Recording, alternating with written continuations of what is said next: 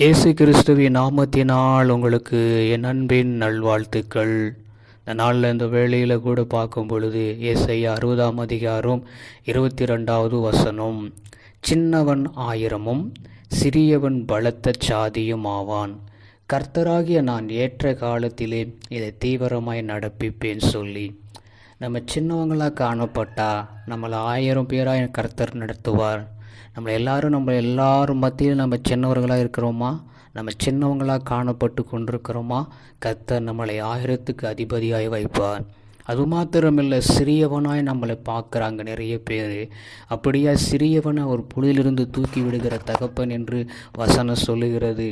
அந்த சிறியவனை பலத்த சாதியாக்க வைப்பார். இன்றைக்கி ஒன்றுமே இல்லாமல் இருக்கலாம், நம்மளை பார்த்து உதாசனப்படுத்தலாம், நம்மளை துக்கப்படுத்தலாம்.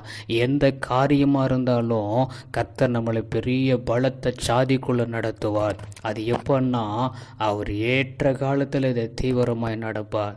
இன்னைக்கு நம்ம ஒன்றுமே இல்லாமல் இருந்து கொண்டிருக்கலாம். நம்மளை பகைத்து கொண்டிருக்கலாம். ஒருவேளை நம்மளை நிந்தித்து அவமானப்படுத்தி கொண்டிருக்கலாம். எந்த மத்தியில் நம்ம அவமானப்படுத்தி நம்ம நிந்திக்கப்பட்டிருக்கிறோமோ, கர்த்தர் அந்த நாளில் அது ஏற்ற காலம் ஒன்று வச்சிருப்பாரு.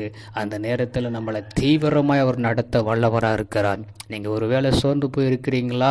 கவலைப்படாதீங்க, கர்த்தர் நமக்கு அற்புதம் செய்வான். ஜெபம் பண்ணுவோம். எங்களை கிருபையாக நேசிக்கிற எங்கள் அன்பின் நல்ல தகப்பனே, இந்த வார்த்தையானது எங்களுக்குள்ள ஆண்டவரை கிரியை செய்யட்டும். அது ஏற்ற காலத்தில் தீவிரமாக நீங்கள் நடப்பிப்பீங்க.